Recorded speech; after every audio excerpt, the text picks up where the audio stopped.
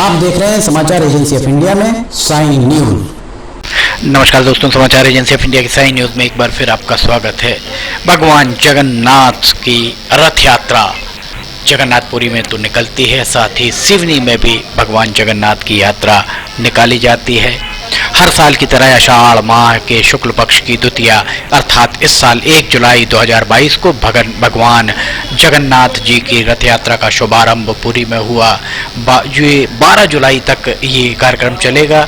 हिंदू धर्म के प्रमुख 4 धर्मों में से एक तीर्थ स्थल माने जाने वाले इस पर्व के बारे में लोगों का मानना है कि बहुत बड़े सौभाग्य वालों को इस रथ यात्रा में शामिल होने का मौका मिलता है। मान्यता है कि जगन्नाथ भगवान की रथ यात्रा में शामिल होने वाले भक्त को सभी तीर्थों का फल मिलता है। इससे जुड़े 10 बातें हम आपको रोचक बातें बता रहे हैं। सनातन परंपरा में भगवान जगन्नाथ को भगवान विष्णु का अवतार माना जाता है, जिनके नाम का अर्थ पूरे जगत के नाथ है, या फिर यह कहा जाए कि ब्रह्मांड का स्वामी होता है। देश दुनिया में प्रसिद्ध जगन्नाथ भगवान की रथ यात्रा जिस शहर में हर साल निकलती है उसे जगन्नाथपुरी, पुरुषोत्तमपुरी, शंख क्षेत्र, श्री क्षेत्र आदि के नाम से जाना जाता है। इसके अतिरिक्त पौराणिक मान्यता है कि एक बार जब भगवान जगन्नाथ की बहन सुभद्रा ने उनसे नगर देखने की इच्छा जाहिर की तो उन्होंने अपने भाई बलभद्र के साथ रथ पर बैठाकर इस प्राचीन नगरी को वे दिखाने निकल पड़े। इस यात्रा के दौरान वे अपनी मौसी के घर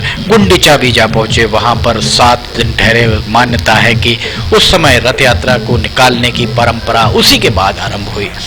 तीसरी रोचक बात, भारत की 7 पुरानी प्राचीन पुरियों में से एक जगन्नाथपुरी को में भी मनाया जाने वाला यह महामहोत्सव गुंडीचा यात्रा, पतित पावन यात्रा, जनकपुरी यात्रा, घोष यात्रा, 9 दिवसीय यात्रा और दशावतार यात्रा के नाम से इसे जाना जाता है।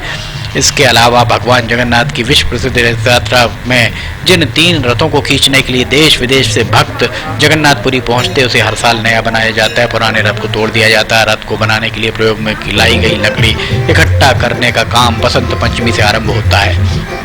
रथ को बनाने का काम परंपरागत तरीके से भोई सेवायत गण यानी मंदिर से जुड़े हुए बढ़ई ही किया करते हैं। रथ को बनाने का काम पुरी के गणपति महाराज श्री दिव्य सिंह देव जी के राजमहल श्री नाहर के ठीक सामने रसखल्ला में होता है।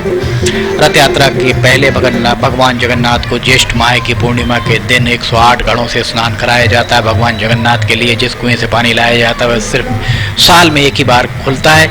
इसे स्नान यात्रा भी कहते हैं, जिसके बाद वे बीमार पड़ जाते हैं और 15 दिन के लिए एकांतवास में चले जाते हैं। भक्तों के द्वारा निकाले जाने वाली इस पावन यात्रा में सबसे आगे बलभद्र जी का रथ, तालध्वज रथ, उसके बाद देवी सुभद्रा का देव दलन रथ और सबसे पीछे भगवान जगन्नाथ का रथ नंदी घोष चलता है। भगवान जगन्नाथ का रथ लाल और पीले रंग का और बाकी दोनों रथों के मुकाबले बड़ा होता है। इसमें कुल 16 पहिए होते हैं।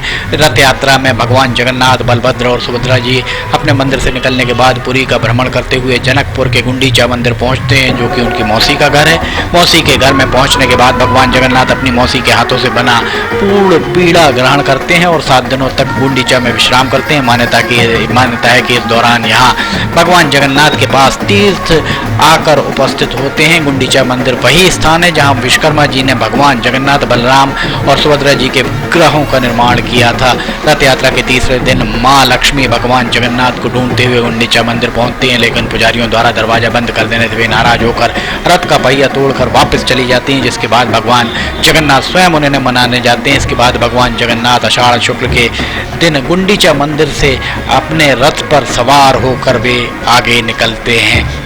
मान्यता है कि भगवान जगन्नाथ की रथ यात्रा में शामिल होने वाला व्यक्ति 100 यज्ञों के बराबर पुण्य फल को प्राप्त करता है, जीवन के तमाम सुखों को भोगता है, अंत में मोक्ष को प्राप्त करता है।